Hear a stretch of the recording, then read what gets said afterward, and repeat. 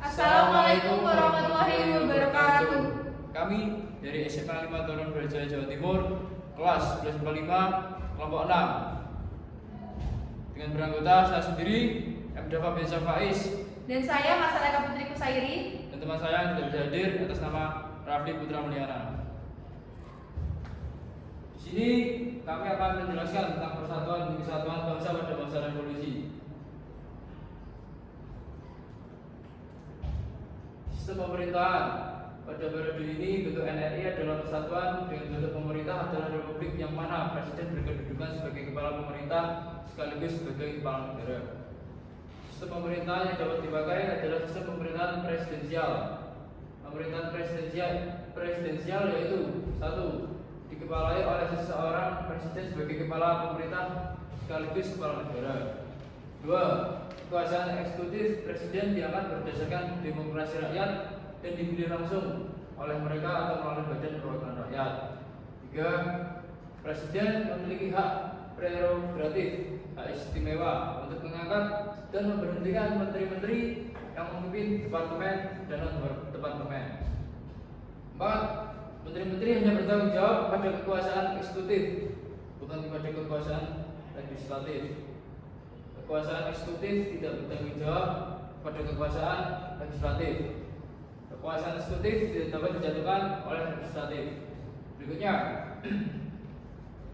2 aturan tambahan yang menegaskan bahwa 1. Dalam 6 bulan sesudah berakhirnya peperangan Asia Timur, Presiden Indonesia mengatur dan menyelenggarakan segala hal yang ditetapkan oleh UUD. 2. Dalam 6 bulan setelah Majelis Permusyawaratan Rakyat dibentuk, majelis itu bersidang untuk menetapkan UUD. Yang selanjutnya adalah maklumat pemerintah. Yang pertama adalah maklumat Presiden nomor 10 tanggal 16 Oktober 1945 yang menghentikan kekuasaan luar biasa dari presiden sebelum masa waktunya berakhir atau seharusnya berlaku selama 6 bulan.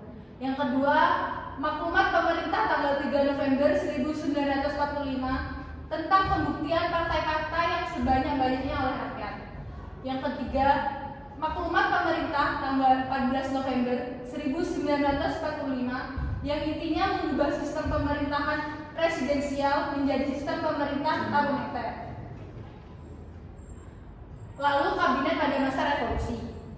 Kabinet pada masa revolusi yang pertama adalah Kabinet Amir Syarifuddin I pada 3 Juli 1947 sampai 11 November 1947. Lalu yang kedua yaitu Kabinet Amir Syarifuddin II pada 11 November 1947 sampai 29 Januari 1948. Yang ketiga yaitu Kabinet Hatta I pada 29 Januari 1948 sampai 4 Agustus 1949. Yang keempat yaitu Kabinet Darurat Mr. Syarifuddin Prawira Negara pada 19 Desember 1948 sampai 13 Juli 1949. Lalu yang terakhir yaitu Kabinet Hatta II pada 4 Agustus 1949 sampai 20 Desember 1949.